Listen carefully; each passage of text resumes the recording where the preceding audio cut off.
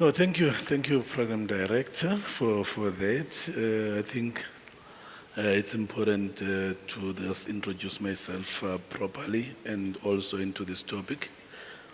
As introduced, my name is Mlindi Mashologu. So I work at the Department of Communications and Digital Technologies as a Deputy Director General, responsible for ICT Information Society and Capacity Development. And my role specifically involves making sure that we create an enabling environment for the business in the ICT sector, developing the policies, for the ICT sector, but also making sure that, the environment is conducive. But also I think the other area is looking on the new technologies that are coming in, the emerging technologies. So one of the areas that I'm focusing on, so the issues of the emerging technologies, which is the issues of AI, e-commerce, blockchain, machine learning, and all those, and how they are going to have an impact into our society. But also, I think on my side as well, so I've started to delve into the area of strategic foresight, where I normally look on the trends and start building the scenarios, for the future to see how should we anticipate the future, going forward in all these emerging technologies. Then I'm going to hand over to Mandy as well to just introduce herself. Thank you, Mlindo. Good morning, everyone. I am Mandy Scott. I am the CIO for Standard Bank Group, with a particular focus on digital, e-commerce, and data. I basically have a role that spans across the African continent, so all 22 of the countries that we are located in. We are the biggest bank on the continent, and we also have quite a sizable international presence. But I think for me, what's really sort of an inspiring and alluring vision for us as a group is that Africa's our home, we drive her growth. And with South Africa being the place where Standard Bank was founded, and obviously our biggest market, our focus on digital and e-commerce is really our future in terms of where we see ourselves going as a bank. And I can probably say this for many banks in the financial services sector. I think on that topic, when we talk about driving growth, particularly the growth that we see that digital will have, particularly on organizations, on economy, and on producing new sectors and new products and services and new entrants. Lindo, from a policy perspective, could you perhaps give us some insight in terms of what are the specific policies that you, from a government perspective, would be helping us to actually position South Africa as an ICT global leader? No, thanks, Mandy, for that. I think it's important to know that as a country, we have an aspiration to be a digital society. And if then you were to look on the digital society, it's defined as a society that uses ICT in all aspects. So be it work, be it recreation, be it training. So then, how do we then reach this particular society? So there's fundamental things that needs to be in place. So first one is to ensure that you do have the relevant broadband or infrastructure. So in that, there are some policies that we've already developed, which include like your SA Connect, which looks into connecting society as well as government. But also we just auction the spectrum, which is one of the critical enablers, especially for the mobile market. But also we continue with those, initiatives. But also one of the areas that have been growing significantly is the cloud computing. We have seen quite a number of, hyperscalers putting their services in the country. And these hyperscalers are actually working towards achieving what we envisage in our national cloud and data policy, where we are saying that the data that is generated in the country needs to remain in the country. So which means that we would like, all the hyperscalers to at least have presence in here in the country, And also, if you were to see how we are positioned as a country as well, you'll see that at the tip of Africa, we've got a couple of hyperscalers that are here now, but also we do have a couple of landing cables that are coming into the country, with a couple that are in the West Coast and a couple that are in the East Coast. So we see those as going to be the enablers, for us to be an ICT leader in the continent and throughout the world as well. But also there are areas, that we need to focus on as well, which includes the areas of skills development. Because if we are to achieve this particular type of society, we need to ensure that there are relevant skills, that the society does have.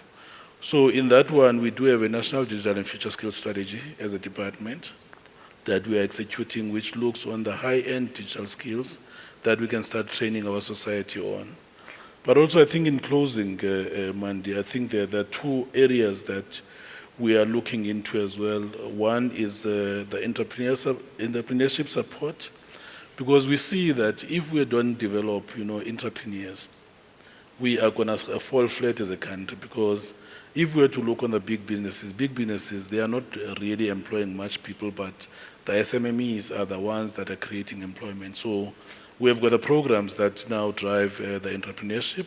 So working with the Department of Small Business as well, so in terms of funding, but also from the department, we've started a program which is called the Digitech, where we look on the new SMMEs and start, to see how we can assist them to get funding, to get to the markets, and, make sure that they can be businesses. So I think those are some of the areas that we are looking into. But last point is cybersecurity and privacy. I think as a country, we're still very lean in terms of cybersecurity. We've seen a couple of data breaches that are still happening. So that is an area that we would like to strengthen, as a country. So I think those are some of the areas that we are looking into, Mandy. I'm not sure if you do have any follow-up question on that. Thanks, Linda. I think that's very insightful. I think I'd just like to maybe tag on to something that you've said around, obviously connectivity is going to be quite critical going forward. Mm-hmm. And I think for me, specifically ensuring that, we have digital inclusion for yes. A lot of our clients and citizens of the country. Citizens, yeah. So what we've obviously started seeing is that, from a trend perspective, we've seen massive growth in proliferation of smartphones. Yes. And coupled together with, internet penetration, mobile usage, online usage, and those numbers are set to grow. And by 2030, we'll have more than 90% of South Africans actually accessing online capabilities, as well as making use of smartphones. So I think maybe just on that specific concept, perhaps you could just maybe elaborate a little further on how you actually plan to help bridge that gap in terms of making those policies and those strategies actually affordable to the man on the street.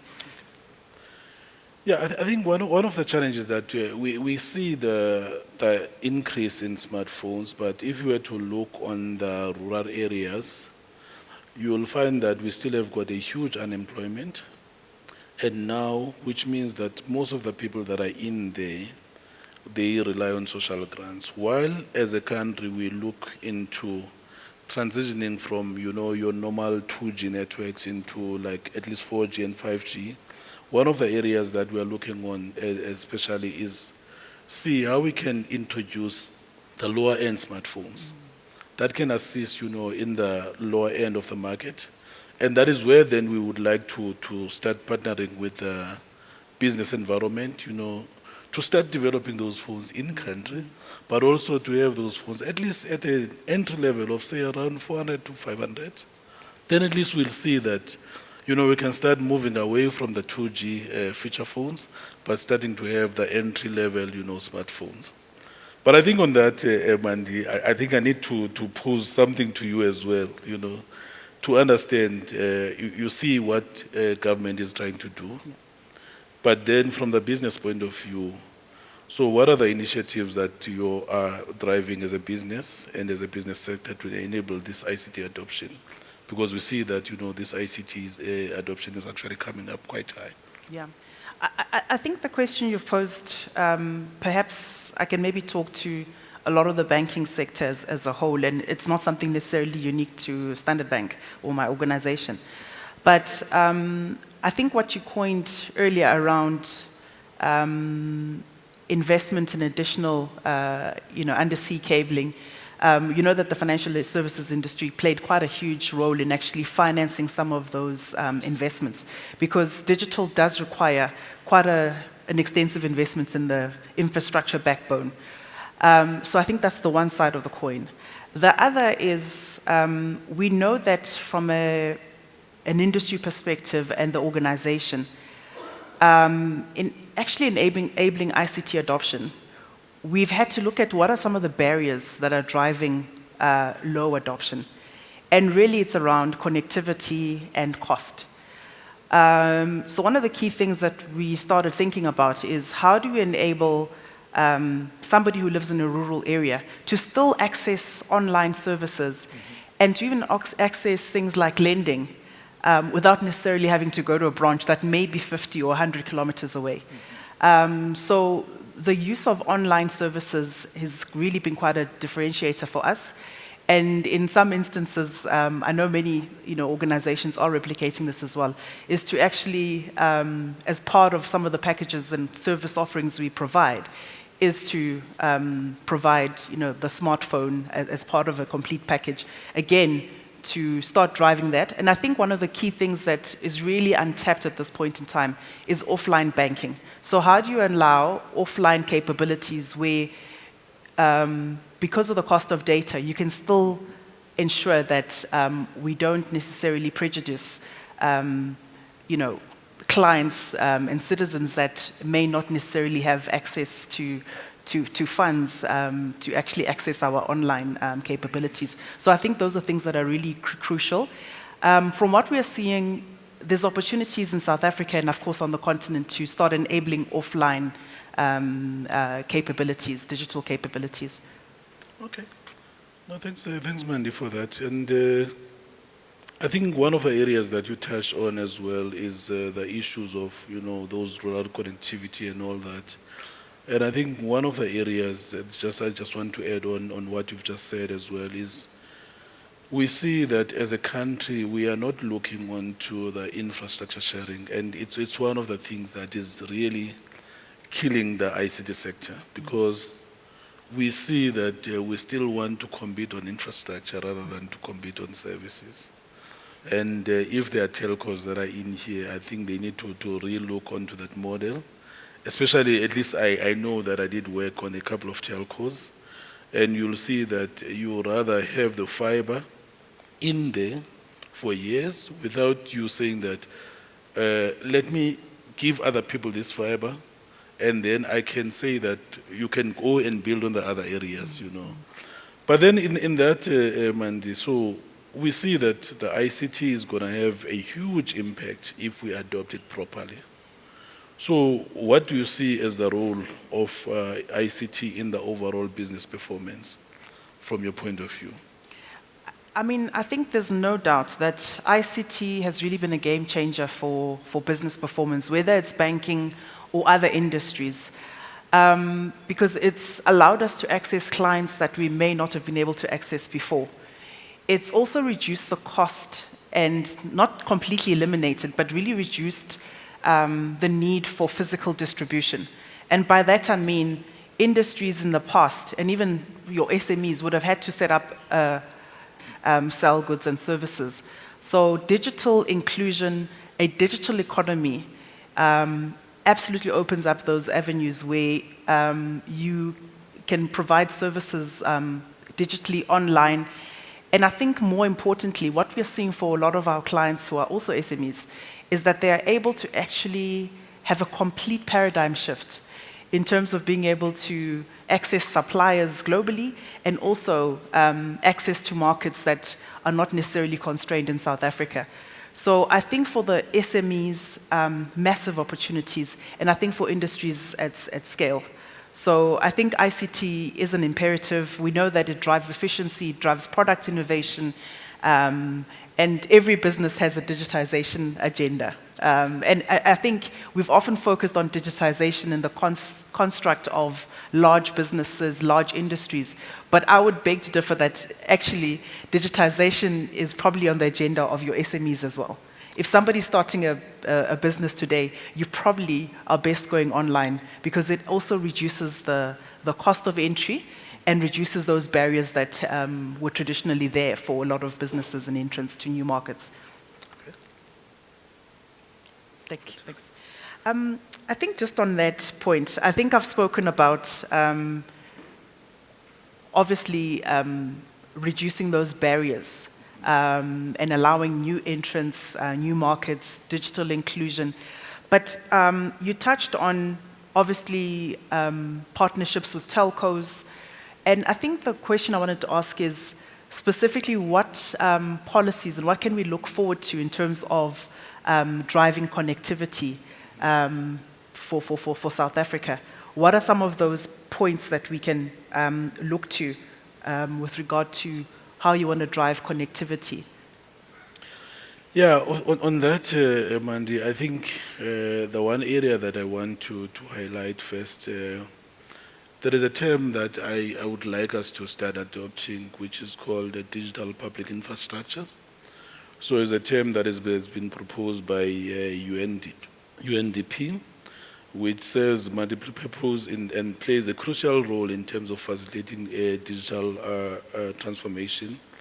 But also, if we were to look on the concepts of DPI as a concept, so it says that we need to look on open technology standards, to serve the public interest, in a networked environment. Also, we have to look on the effective governance mechanisms that enable implementation, but also look into, the dynamic community of competitive market participants, that are fostering innovation, particularly within the public programs.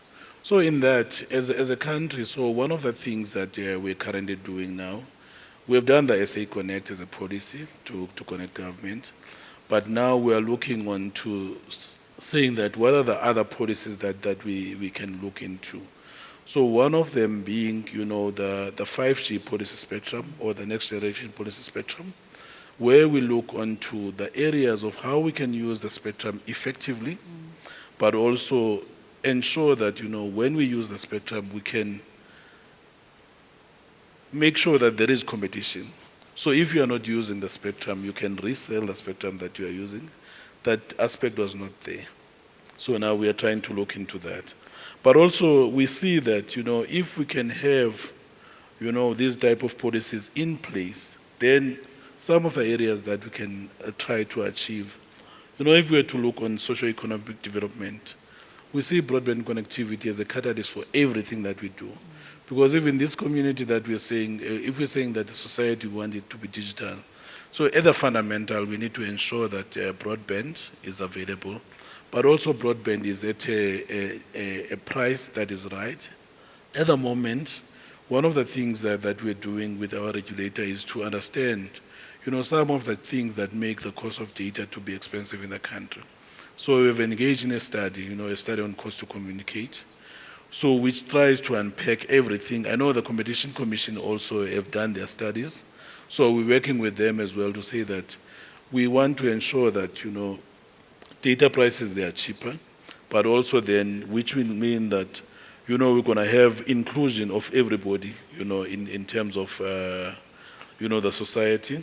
But also, I think we also need to strengthen the competition as well in the sector.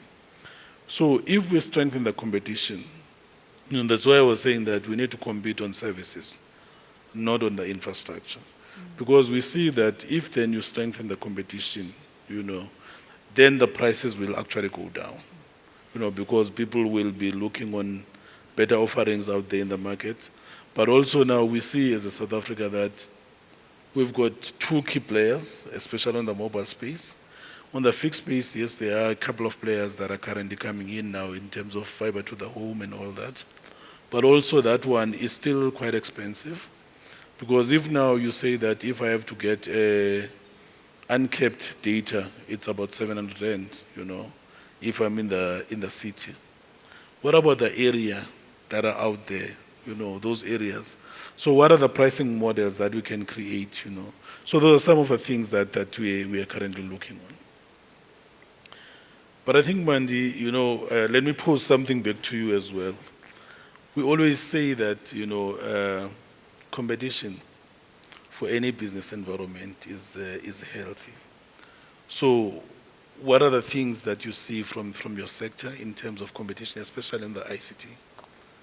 I think it goes without saying that fintechs have been, have been around probably for the last 10 years and have really disrupted the financial services sector in ways that I don't think we could have perceived. But I think what you've just touched on around, I think competition also provides access on the other side of the coin. And that is going to be critical for us as a business, particularly, and I think maybe as an industry, as a financial services industry, to actually be able to drive financial inclusion and digital inclusion, particularly for the underserved population, the unbanked population. And I think it provides also a unique opportunity for a lot of our citizens and clients, as I said earlier, to actually also start driving small businesses, particularly given the access to technology, and access to cheap, affordable technology is absolutely critical. And I think from a financial services perspective, it's also about how do we actually partner, foster, and incubate some of these small entrants in the market, which in turn actually bank with us. So it's, financial inclusion, growth of the digital economy is really going to be the backbone of the financial services industry's ability to survive. And I think fintechs also play quite a role because they've been able to provide services, in some cases, very niched services at a cheaper cost, frictionless. So it's about how do we make sure that we can either partner and compete on that basis as well. So I think opening up the landscape, particularly from a digital connectivity perspective, is going to be critical. Thanks. And I think maybe one question that I have for you is around what do you believe is going to be the influence on expanding ICT infrastructure on the economy as a whole? Okay. No, thanks for that, Mandy. I think one of the things that we try to do from the government point of view and from the department was to develop what we call a digital economy master plan. Because one of the things that we have seen is that, as we digitize society, you're going to start, picking up on the areas of digital economy. So in terms of the digital economy master plan, which we have published, so there are 4 big bets that we have seen as going to be the key enablers. So, which is the physical technology production. We know that, if we use ICT, and we can actually, we do have a lot of minerals in the country. So these minerals can actually start, we start mining these minerals, but also making sure that we can create the ICT solutions on them. One of the things I was saying to one panel that I was talking, I say that we do have uranium in the country. Uranium is the key for what we call nuclear power. But why are we not enriching the uranium that we've got and start developing the nuclear power stations? Because we've got the power challenges that we're facing. But also the other area of those big bets is transformative tech applications. So we see that, the applications are coming in quite fast. And we see that if we can drive, the development of applications in the country, so it's one of the areas that can grow our economy. But also digital platforms. We see quite a lot of e-commerce platforms that are coming in. But I must say that in terms of digital platforms, we still have got a nightmare in terms of how we regulate, the likes of your OTT, the so-called OTT platforms, like your Netflix and all that. Because when you look on what they are doing, the revenue is generated, but those outflows, they are just flowing out of the country. So it's one of the challenges that we're trying to address. We've seen the likes of your Ubers, that, there is no legal entity that is registered in South Africa, but, a lot of people are using that, so that money is just the outflows that are flowing out of the country. So it's one of the areas that we're looking into as well. But also I think the last one is digital traded services. And I think in terms of the tech applications, one of the SMMEs that we are working with now, they have created an AI cancer detection bra, which Wow. now uses like imagery, and then it can detect if there are any, lumps and everything. So we took this SMME to the G20 Digital Economy Summit in India last year. And from there, when we took them there, she actually got markets now in Europe and India as well as the US. So I think it's one of the areas that we're focusing on in terms of the digital economy. But also we see that, if we do this quite well, telemedicine has been one of the areas that, we've been grappling with. And also, if you understand that we do have wearables, all of us, most of us, we do have wearables. They can detect your heart rate, they can detect a lot of things. But now if I go with my smartwatch at home where I don't have connectivity, it just becomes a watch, because there is no connectivity.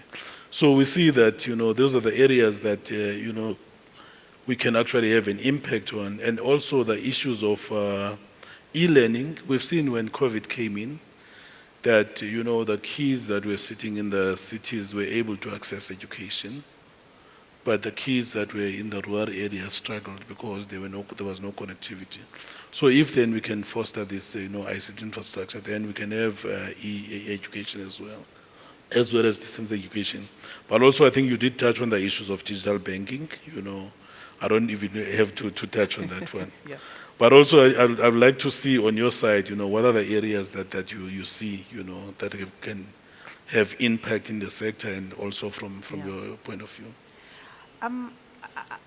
I think coming from my sector and the fact that we span across countries across the continent, and my role spans across the continent, one of the things that we've really seen is that South Africa doesn't exist as a as an entity on its own. We're part of this magnificent continent.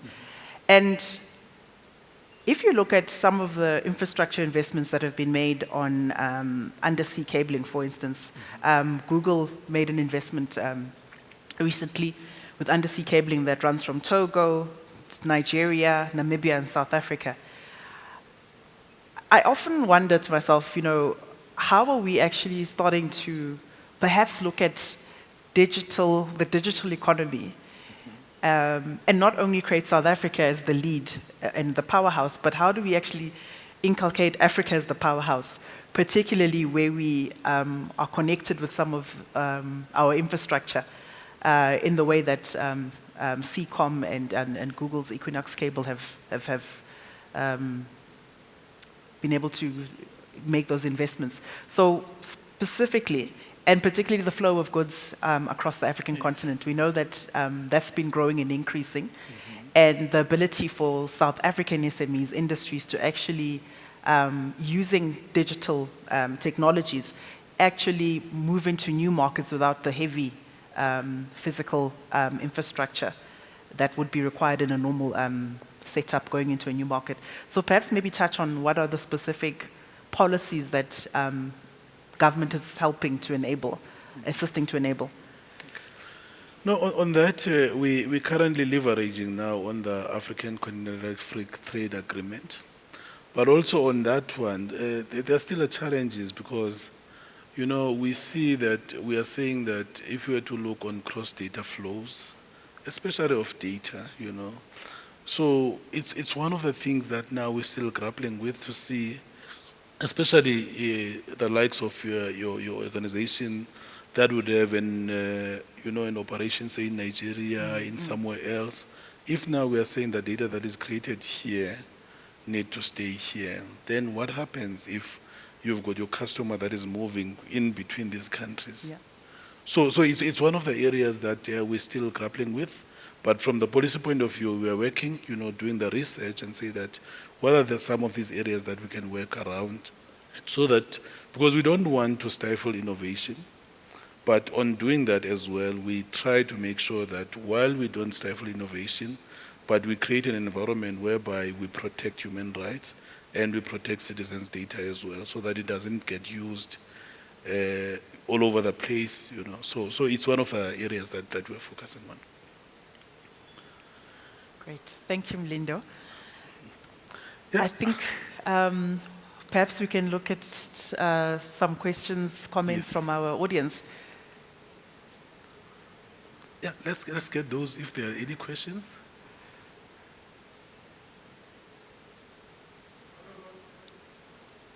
Oh, I think there's one there. Hi guys, my name is Clyde Pakri. Malindi, I just want to know, with regards to the POPI Act, how are you securing this? Is this question to me or to Mlindo? Malindi. Okay, Mlindo. Yeah, one of the things that we are doing, we are working with the information regulator in terms of the POPI Act, because one of the things that we are currently doing is to create what we call a government data lake. Remember that data lake of government, it has got people's identities and everybody. But we do want to drive the insights, to see what services should we develop, for the citizens. So we're trying now to bridge, what would be the best way to do it so that we don't compromise the citizen data, but also don't share the citizen data, because it will be in contrary to the POPI Act. But it's some of the areas that we're still working on. Hi guys, my name's John. I'd just like to find out in terms of, there's been a lot of communication or chatter on the internet for the last 8 to 10 years with internet access being seen as possibly becoming a basic human right. And that would help make the smartphones actually smart and not just phones like you mentioned with the watches, and would help the unbanked community become properly banked.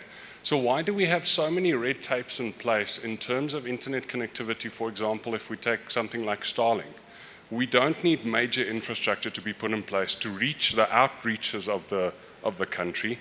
There's various options, and I do know from a governmental point of view there's lots of factors to consider, but I think it's something that we should maybe try fast-tracking to reach more and to give us a head start on the rest of the world. Yeah, I think I can quickly answer that one. The issue of Starlink, I know it has been one of the most pundit issues of the department. I must say, Starlink hasn't really made an application, a formal application, to operate in South Africa. And as you know that any country, any company that has to operate in South Africa need to comply with the regulations of the country. So as far as I'm concerned, from the ICASA point of view, Starlink did make an inquiry of wanting to operate in South Africa, and they were given all the information. So they have not really made a follow-up then to say that, no, these are the things that we will do that are based on the regulation, because any country or any company that operates, we do have a lot of satellite companies that are operating in the country, Obicom and a lot of others, Intelsat and all that. And they are mostly, the companies that are not based in South Africa. So, but the important thing is to make sure that the regulations are there and are adhered to. So we don't want, the country to be free for all. Everybody just comes and put infrastructure, and we can't monitor that. Otherwise, if we do that, then we won't be doing our job as, the country that has to maintain the policies and the regulations of the country. Thank you.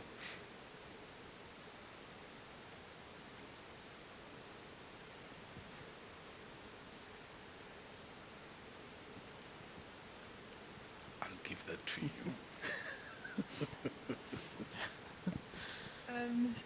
Thanks, Dr. Sylvia Satere.